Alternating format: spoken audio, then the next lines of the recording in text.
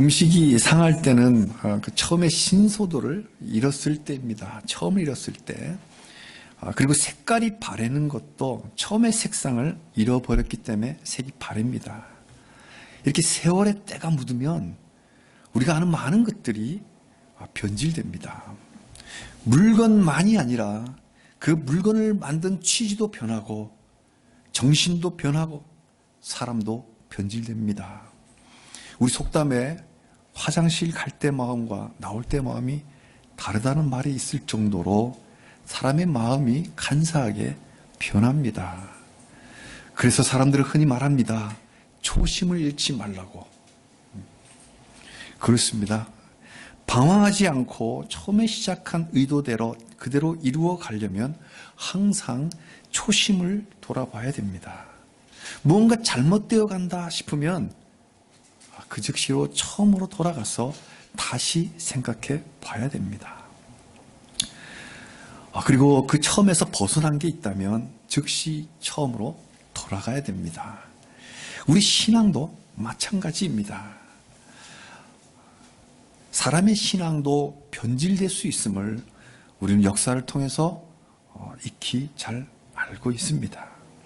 신앙이 흔들흔들할 때 그 신앙의 처음으로 돌아가야 됩니다. 이 골로새서는 골로새 플러스 서입니다. 그러니까 골로새 지방에 준 편지인데 그 신앙이 그 혼란이 있을 때 신앙의 처음으로 돌아가야 함을 잘 말씀해 주는 편지입니다. 골로새서는 사도 바울이 골로새라는 지방의 작은 지역 교회들에게 준 편지입니다. 이 골로새는 지금의 터키 땅입니다. 소아시아라고 했던 그 터키 땅인데 좀 확대해서 보면 여기 에베소가 있잖아요. 이 에베소로부터 동쪽으로 약 160km 정도 되는 지역에 있는 조그만 도시입니다. 우리가 잘 아는 라오디게아 교회가 요한계시록에 나오는 교회가 7개가 바로 옆에 있습니다. 그리고 여기 히에라볼리라고 있습니다. 여기는 지금의 그 관광객들이 그 온천수로 조격을 하죠. 조격을 하는 그 관광지 파묵갈레로 잘 알려진 곳이 그 옛날 이름이 히에라볼리입니다. 볼리는 폴리스라는 도시고 히에라는 좀 구별된 그런 도시라는 이름을 갖고 있는데 지금은 파묵갈레라고 해서 이것이 이제 그 골로새 있는 소극장입니다. 여기 이렇게 수증기 같은 거 보이나요? 이게 이제 온천에서 나오는 거고. 저도 전에 아내와 같이 가갖고 조격했던 사진들이 어저께 막 찾아봤는데 못 찾겠더라고요. 그런 이곳이 인근에 있는 이런 도시입니다. 이곳에 2000년 전 교회가 있었습니다. 사도 바울이 직접 가진 않았지만 아마도 이 에베소에서 사도 바울이 3년간 사역을 할 때 수많은 사람들이 복음을 듣고 이 아시아에서 복음을 듣지 않은 사람이 없을 정도로 복음이 편만했는데 아마 이때 이 골로새에서 어떤 사람이 왔을 때 바울의 그 복음을 듣고 회심을 하고 다시 돌아가서 자기 고향 골로새에 복음을 전해준 바로 그 사람 한 사람 에바브라 이 사람이 다시 전해줘서 그래서 교회가 생긴 거죠. 교회가 빌딩이 아니라 우리 성도의 모임 에클레시아 회중이라는 거죠. 그래서 회중교회라고 그러면 회중교회. 그래서 세워진 교회로 보입니다. 신실한 형제 에바브로의 전도로 잘 세워진 교회였지만 여기에도 다른 초대 교회들처럼 변질된 복음이 침투해 들어왔고 세속의 철학이 침투해 들어와서 골로새 교회의 신앙이 혼란을 겪고 있었습니다. 그래서 사도 바울이 편지를 써준 겁니다. 제일 첫 번째는 갈라디아 교회죠.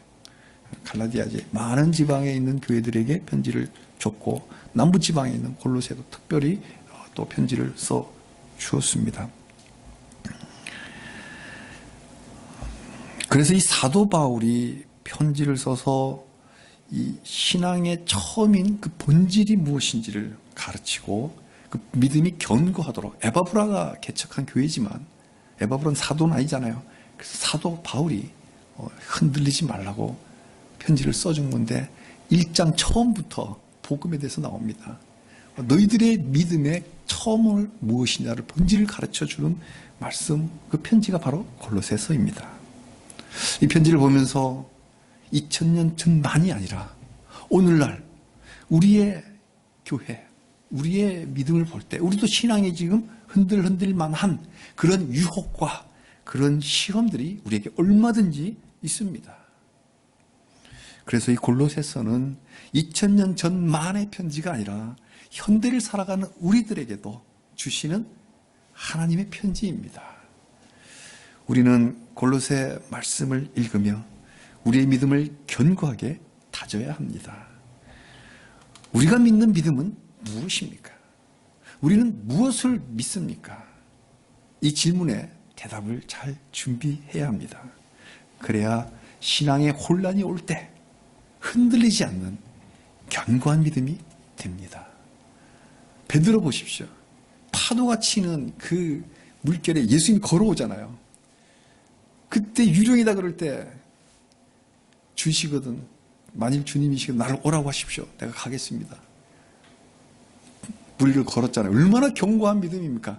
파도가 이게 상징적으로 우리를 혼란시키는 그런 시련들, 혼란이, 외부의 시련은 이겨낼 수 있어요. 근데 내부적으로 의심이 들어서 무너질 때, 그때 어떻게 할 거예요? 그 견고한 믿음으로 베드로도 물을 걸었잖아요. 근데 어떻게 해요? 주님만 보고 계속 갔으면 안 무너졌을 건데, 파도를 보고 물결을 보니까 빠져버렸잖아요. 그렇게 베드로도 무너질 수 있기 때문에, 물에 빠지기 때문에 우리의 신앙을 항상 견고하게, 어제 견고했다 해서 오늘도 계속 견고하다고 하면 그건 자만입니다. 그래서 늘 겸손하게 주의 말씀에 비추면서 말씀을 보면서 우리 신앙을 다져가야 됩니다. 견고하게. 그 연단의 과정을 거쳐야 큰 믿음, 견고한 믿음이 되지 그냥 뭐 말로만 되는 건 아닙니다. 현재 우리가 살아가는 이웃들은 기독교를 폄하하며 비난합니다. 남들이 아니에요. 바로 내가 살아가는 친한 내 이웃들이 내가 보지 않는 곳에서는 기독교를 폄하하고 비난합니다. 내 앞에서는 내가 기독교인인가 아니까 예의상 가만히 있지만 참 이게 혼란스럽습니다. 마치 그들이 우리가 믿는 믿음이 무엇인지 다 아는 것처럼 안티 기독교가 우리 주변에 상당히 많습니다. 그러나 그들은 우리 기독교 믿음의 근간인 진리의 말씀, 오늘 본문의 복음, 진리의 말씀이었잖아요. 이 복음 이꼬로 진리의 말씀인데 이 진리의 말씀을 자기들이 비난하기 좋은 대로 색칠을 해가지고 그래놓고 마구 비난을 할 뿐이지 실제로 그들이 복음의 진수가 무엇인지 여전히 그들은 모르고 있습니다. 안다면 그렇게 비난할 수가 없습니다. 그런데요, 교회 밖에서뿐만 아니라 교회 밖에야 그렇다 치고 교회 안에서도 다양한 사람들이 다양한 생각들로 기독교 신앙은 이런 것이야 라고 용감하게도 그렇지만 어리석게도 함부로 말들을 하고 있습니다. 그런데요, 막상 어떤 사건이 터졌을 때 성경과 다른 말을 하는 걸 보면 교회 안에도 복음이 무엇인지를 잘 모르는 사람들이 있습니다. 신학 박사 몇 개 갖고 있고 이름이 유명하면 뭐합니까? 성경과 다른 말을 하는데 철학 공부를 너무 많이 한 거예요. 사도 바울이 그때 학위로 치면 박사학위 한 10개는 넘었습니다. 그래도 크리스찬 교회에 핍박하려고 나섰잖아요. 모르는 거예요. 안다고 생각하지만 사실은 모르는 거예요. 해로운 믿음이죠. 믿음은 믿음인데 해로운 믿음. 그 해로운 믿음이 많이 있다는 것을 우리는 잘 알고 속지 말아야 합니다. 그래서 골로새서 시작 부분 1장 1절로 8절은 우리가 무엇을 믿는가라는 제목으로 말씀을 보면서 이 말씀 증거할 때에 믿음의 기초를 다시 견고하게 놓는 은혜의 시간이 되시기를 바랍니다. 우리가 무엇을 믿습니까? 우리가 믿는 신앙은 무엇입니까? 2000년 전 초대교회 중에 하나인 이 골로새 교회에서 그 답을 함께 찾아보겠습니다. 골로새서 편지의 수신자들은 2절에 보니 골로새에 있는 성도들, 즉 그리스도 안에서 신실한 형제들에게 편지를 썼습니다. 고린도 교회는 신실한 성도들이었습니다. 어디 큰 예배당이 아니라, 아까 그 큰 원형극장 거기서 모였던 그런 예배당이 아니라 가정에서 이렇게 모였던 조그마한 가정교회들이었습니다. 그런데 주일마다 정기적으로 모였습니다. 모여서 함께 기도하고 함께 예배드리며 함께 성경 공부하고, 그리고 그것이 끝인 게 아니라 같이 식사도 나누면서 한 주간의 삶이 어떠했나 서로 이야기하고 서로 돌보며 하나님의 가족으로 자기가 만난 하나님 그 간증하면서 내가 만난 하나님은 이랬어요. 내가 만난 하나님은 이랬어요. 장님들이 코끼리 만들 때 다 다르잖아요. 그 대신 내가 만난 하나님 이런 분, 이런 점을 이렇게 조합을 하면 아, 우리 하나님 그 은혜가 더 커지는 거거든요. 그게 바로 신앙의 성도의 교제, 그런 신앙 공동체를 이루었습니다. 바로 이것이 교회의 처음 모습이에요. 그 많은 초대교회들이 우리 신약성경에 나오는데 그 중에 하나 샘플로 딱 보면 골로새 교회가, 이 골로새 교회를 사도 바울이 중보기도 할 때마다 감사한다 그랬잖아요. 너희들의 믿음, 사랑, 소망 때문에 감사한다 그랬잖아요. 그 믿음, 소망, 사랑이 어디서 나왔어요? 이들의 믿음, 이 믿음이 뭐예요? 그 복음, 말씀의 진실의 말씀 따라서 그렇게 교제하면서 기독교 신앙의 원형을 우리가 볼 수 있습니다. 무엇이 이들을 모이게 했을까요? 무엇이 골로새에 작은 교회들을 생기게 했을까요? 에바브로가 골로새에 전해준 전도가 무엇이었을까요? 바로 복음입니다. 5절에 너희가 들은 복음, 즉 진리의 말씀을 들은 것이라. 진리의 말씀, 복음이 전해졌고 이들은 이 복음을 믿었습니다. 우리가 믿는 것은 복음입니다. 당신이 무엇을 믿습니까? 대답해야 됩니다. 나는 복음을 믿습니다. 쉽잖아요. 복음을 믿습니다. 골로새 교회가 믿은 것도 복음이고 초대교회가 믿은 것도 복음이고 2000년의 세월을 이어오면서 현재 우리가 믿는 것도 동일한 복음입니다. 이 복음이란 무엇일까요? 문자 그대로 복된 소리, 굿 뉴스, 좋은 소식입니다. 우리를 편하게 하고 우리를 살리는 기분 좋은 신명나는 그런 좋은 소식이 복음입니다. 복음은 무언가를 해야만 하는 must, 무언가를 해야만 하는 그런 의무가 아닙니다. 부담이 아니에요. 부담스럽게 느낄 게 하나도 없는, 그러면 이미 그건 복음이 아닌 거예요. 도덕적으로 어떻게 착하게 살아야만 하는, 뭐뭐 했어야만 하는 그러한 룰 같은, 법칙 같은 그런 게 복음이 아니라는 거예요. 그래서 복음은 죽으라는 소식이 아니라 살라는 소식이에요. 그러니까 복음은 우리가 환호하고 환영할 만한 그런 뉴스가 바로 복음입니다. 하루는 천사 가브리엘이 마리아에게 찾아가 소식을 전했습니다.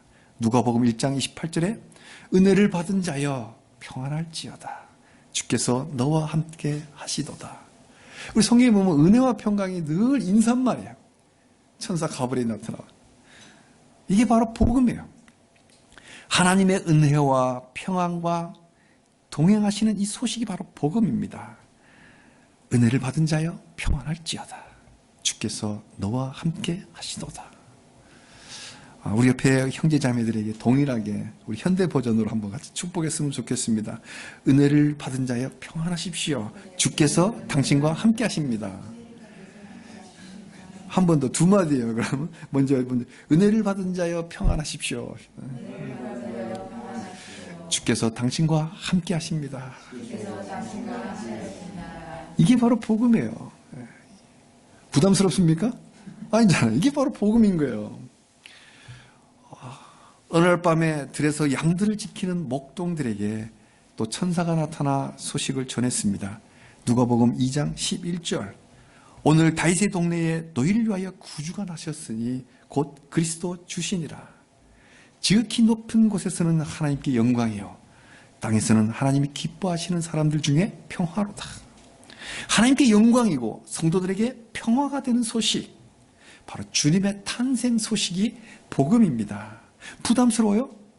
부담이 아니잖아요. 기쁜 거잖아요.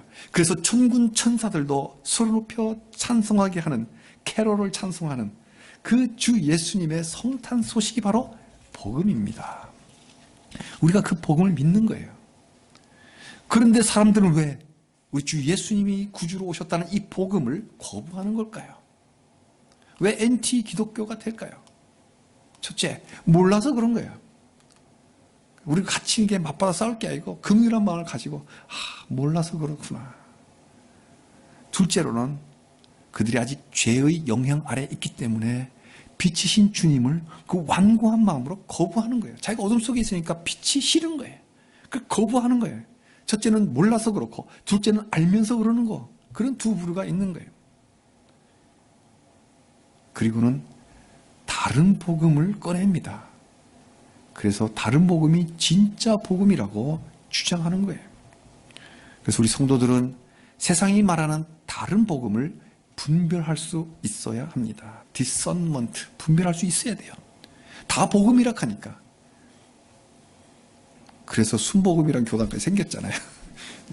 참기름이란 말도 기름이면 기름이지 왜 참기름이야. 그죠? 참새도 새면 새지 왜 참새야. 그만큼 이게 진짜라는 게 진짜 전쟁이 붙은 거예요. 참 복음이 아닌 다른 복음으로는 크게 세 가지 부류로 우리가 생각해 볼 수 있습니다. 첫째로 분별해야 할 다른 복음은 세상의 철학과 인간들의 이념입니다. 복음을 받아들이지 않는 사람들은 자기 나름대로의 철학을 가지고 살고 자기가 생각하는 이념을 주장합니다. 세상 철학과 이념은 그러나 복음은 아닙니다. 지금 우리 사회는 때 아닌 공산주의 망령이 다시 살아나 있습니다. 이념이잖아요, 이념. 우리 부모님 세대는 또 할아버지 세대는 공산주의를 몸으로 겪었기 때문에 책으로 공산주의를 만난 게 아니라 몸으로 피 흘리며 겪었기 때문에 공산주의에 저항하는데 책으로 공산주의를 만난 이념으로 만난 사람들 그 환상 속에 빠져서 사회를 바꾸려고 합니다. 그러나 이런 이념들은 결코 복음이 아닙니다. 우리 성도들은 이걸 잘 분별해야 합니다. 또 세상 철학으로 다원주의가 교회에도 들어오고 있습니다.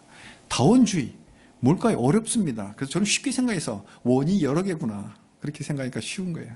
원은 하나가 아니고 여러 개라고 주장하는 주의가 바로 다원주의예요. 너도 옳고 나도 옳다. 틀리다가 아니라 다르다. 광고 카피에도 나오더라고요. 틀린 게 아니고 다른 거다. 맞는 말이잖아요. 그러니까 그럴듯하게 이 말을 앞세워갖고 교회를 파고드는 게 바로 다원주의예요. 물론 다양성은 존중돼야 돼요. 다양성. 다이버시티는 하나님이 각각을 다양하게 창조하셨잖아요. 꽃이 아름답잖아요. 제가 언제 한 번은 자연 묵상을 하면서 놀란 적이 있어요. 이 꽃이 사람들의 길가에 피어 있으면 얼마나 아름답고 가치가 있는 거예요. 밸류가 있는 거예요. 왜? 아름다움을 뿜을 때 사람들이 보잖아요. 보니까 아름다움을 선사해 주니까 꽃도 좋고 우리도 보니까 좋고 가치가 있는데 제가 놀란 것은 한 걸음 두 걸음 더 숲속에 들어가니까 아무도 안 봐요. 길도 없고 사람 쉽게 접근도 안 되는 곳에 이거보다 100배나 더 이쁜 꽃이 있더라고요. 그걸 보면서 질문이 생겼어요. 하나님 이렇게 이쁜 꽃을 왜 길가에 두지 저 안에 보이지도 않는 곳에 곧 시들 건데 아무도 보지 않는데 곧 시들 거에 그렇게 공을 들여서 이쁜 걸 만드셨습니까? 이런 질문들이 생기더라고요. 그러니까 다양성이라고 하는 다이버시티는 지극히 성경적입니다. 하나님이 그렇게 다양하게 창조하셨으니까. 그러나 진리마저도 다양성의 원리를 집어넣은 것은 이건 아니에요. 진리는 다이버시티만 있는 게 아니고 유니버시티도 있다는 거. 이 균형이 중요한 거예요. 유니버시티와 다이버시티. 지금 세계 곳곳 어디를 가나 동일하게 사도신경으로 고백하고 동일하게 찬양하고 동일하게 예배드리고 동일한 말씀을 증거하는 이 예배가 이게 바로 유니버시티예요. 그래서 동일한 교회입니다.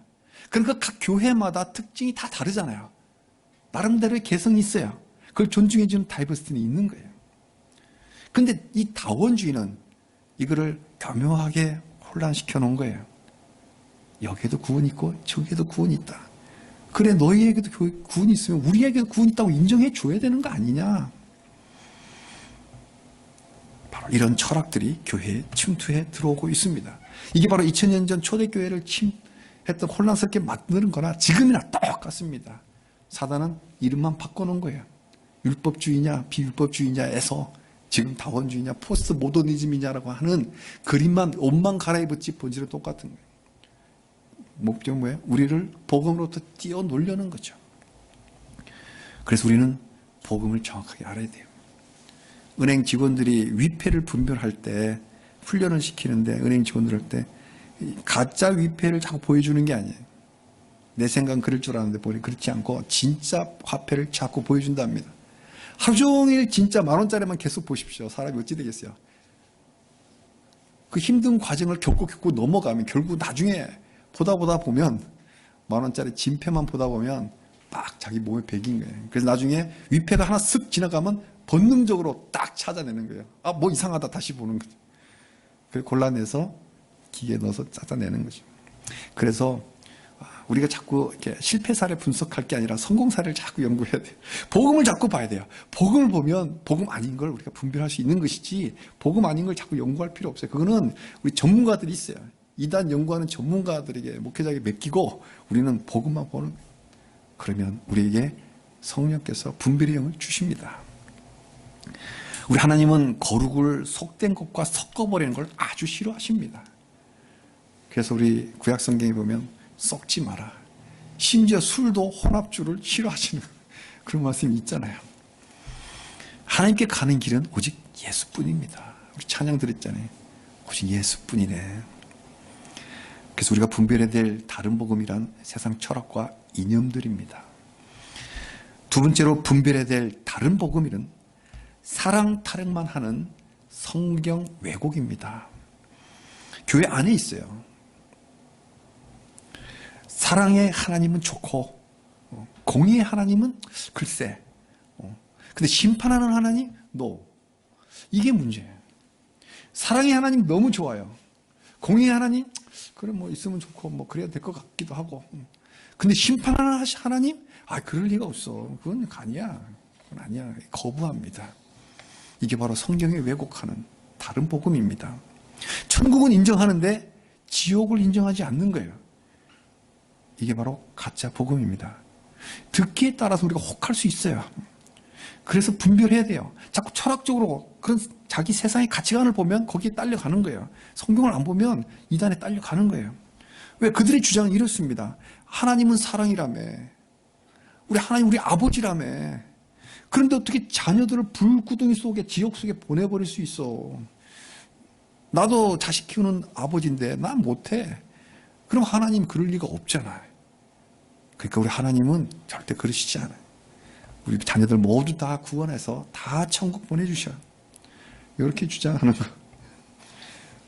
성경을 잘 모르시면 또 맨날 신약 성경만 보면 과장돼서 이야기하면 구약은 주로 심판이 많고 신약은 주로 은혜가 많잖아요. 강조점이 좀 다를 뿐이지 같은 복음인데 명백한 이단이자 궤변입니다. 하나님은 사랑이시라는 점만 생각했지 공의로운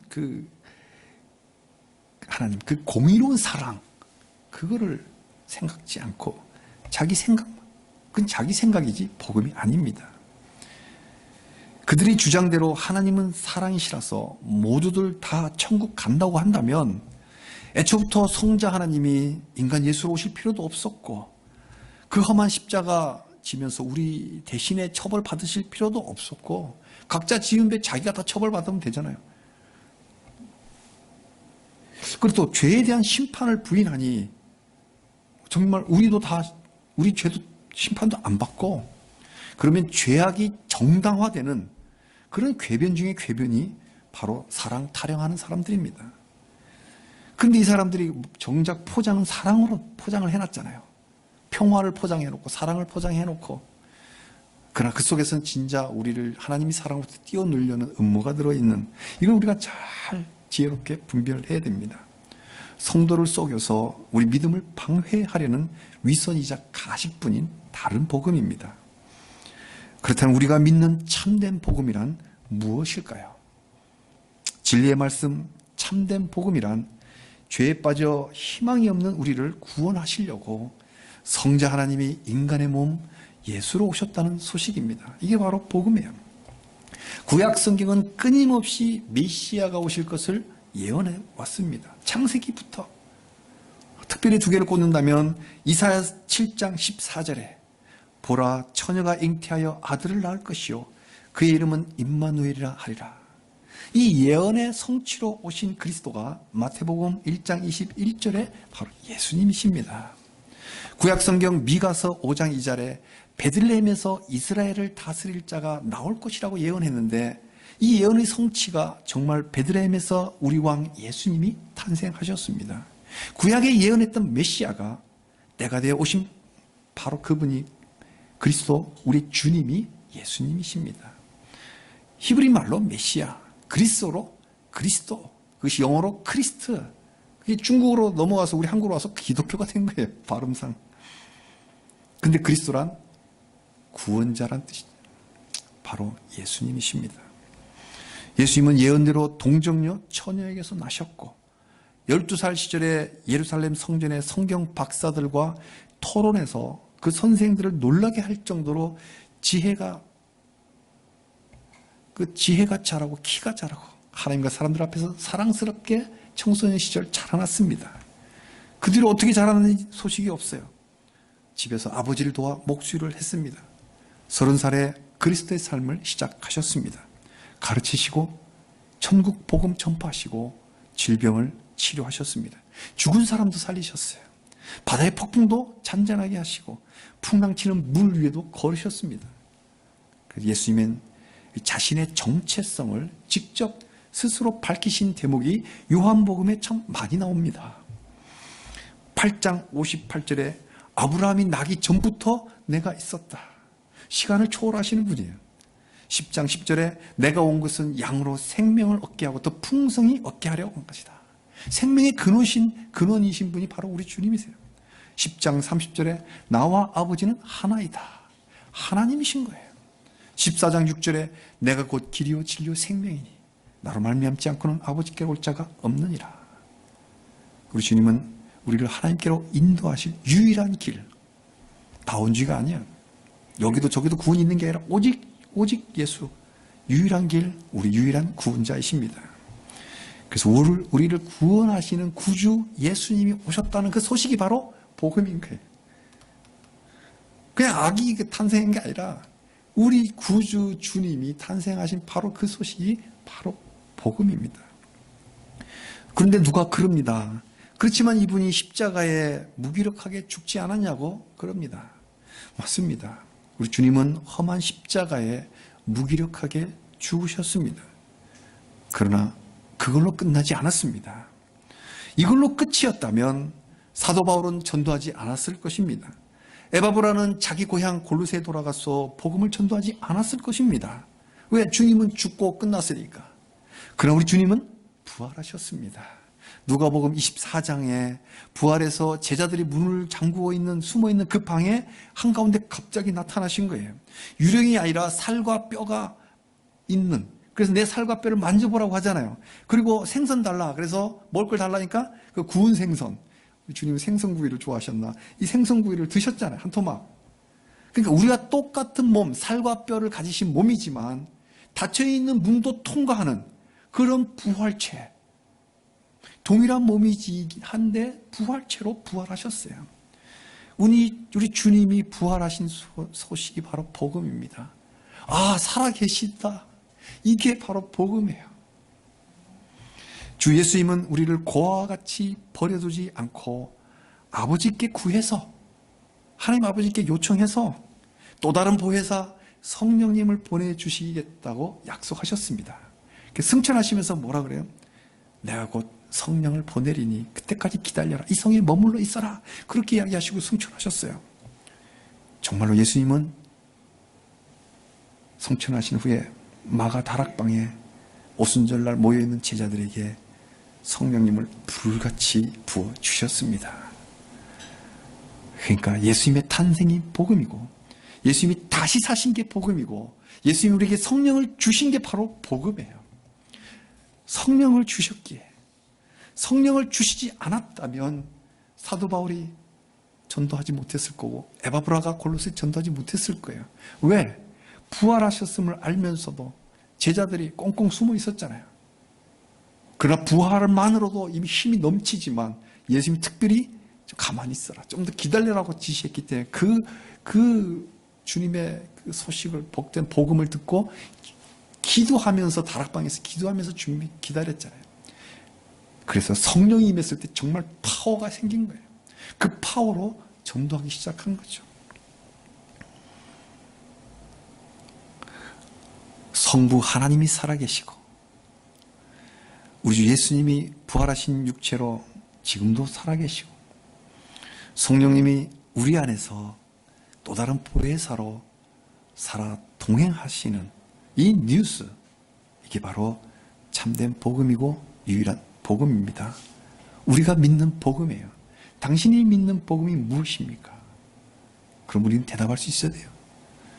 성부 하나님이 살아계십니다. 내가 그것을 믿습니다. 그게 나에게 복된 소식입니다. 성자 하나님이 나의 주가 되셔서 지금 부활하신 몸으로 영원히 살아계신 게 나의 복음입니다. 그리고 성부 성자 하나님이 그 성령님을 내 안에 보내주셔서 내 안에 성령 하나님이 착한 일을 하게 하신, 그리고 나와 동행하신 나의 보혜사라고 하는 이 뉴스가 나에게 복음이고 나는 이 복음을 믿습니다 라는 고백을 할 수 있기를 축복합니다. 다른 건 다 가짜 복음이에요. 짝퉁이에요. 짝퉁. 사도 바울은 갈라디아서 1장에서 분명하게 말씀하십니다. 다른 복음은 없다.